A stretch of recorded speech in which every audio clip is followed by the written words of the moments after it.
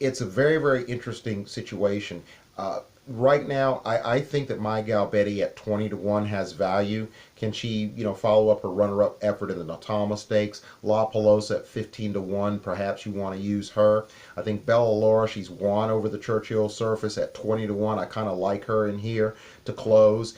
She doesn't have an overwhelming turn of a foot. I think she wants more distance, and that's why I think the mile might compromise not only the aforementioned My Gal Betty and La Pelosa, but it might also compromise Lily's Candle as well, although she's a furious closer, a notorious closer. The way she closed in her Group 1 win on Arc Weekend was very impressive, and as I said, I think that perhaps some horses could pick up the pieces or be able to sprint fast enough to compete very, very well and possibly get a piece of it, if not the biggest chunk, with the stalk and pounce horses, and that would be Newspaper of Record and Concrete Rose. Those are the top two in that department. I think Summering could also run very, very well. Most people are going to try to beat Newspaper of Record, although I do believe many people in trying to beat her are still going to use her as a win bet. The same would hold true for Concrete Rose. I think a lot of people think between those two that's where you're going to find your winner. But I believe at 6 to 1 and possibly those odds dropping, someone's going to probably try to beat Concrete Rose. It's very, very conceivable that Newspaper Record will go off at odds on. She's at 2 to 1 in the morning line, and that's probably going to drop even more if people still think she's the one to beat. And so there's no doubt going to be a number of people that are going to be ambitiously, that's going to be attractive in terms of people wanting to beat those two horses. So who would you really look for? As I said before, My Gal Betty at 20 to 1. Paquette will probably be higher than 12 to 1 on the morning line.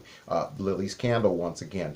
The Macam Bullet at 15 to 1 on the morning line. Is she good enough to upgrade and pick up the pieces in what will probably be a very lively pace? As I said before, there are going to be a lot of horses turning on their afterburners in this race to establish position and get first run on the closers, and the closers are going to have to definitely be within the area code to have a shot to run down anyone that's running well on the front end, because you have to anticipate that there won't be a complete meltdown on the front end. Perhaps the front runners will, but the stalk and pounce horses are going to be the first ones to make their bid to win this race, and I think that's why people like Concrete Rose and Newspaper Record so much. They have that tactical talent and they have multiple gears, but these closers really, really look good. And I think a lot of people are going to bet against these lower odds. As I said before, Lily's Candle is very interesting. The way she closed on Arc Weekend is very, very tempting and and very, very mouth-watering. And as I said before, I think Paquette out of the Todd Pletcher barn has improved. Summering might be going backwards after she didn't run so well in the Surfer Girl Stakes, but she's tactically got a lot of ability. She's coming out of the 12. That might be a detriment to her. My Gal Betty out of the 13 probably doesn't hurt her because she's a stone cold closer. And and Bella Laura drew well in the number 8.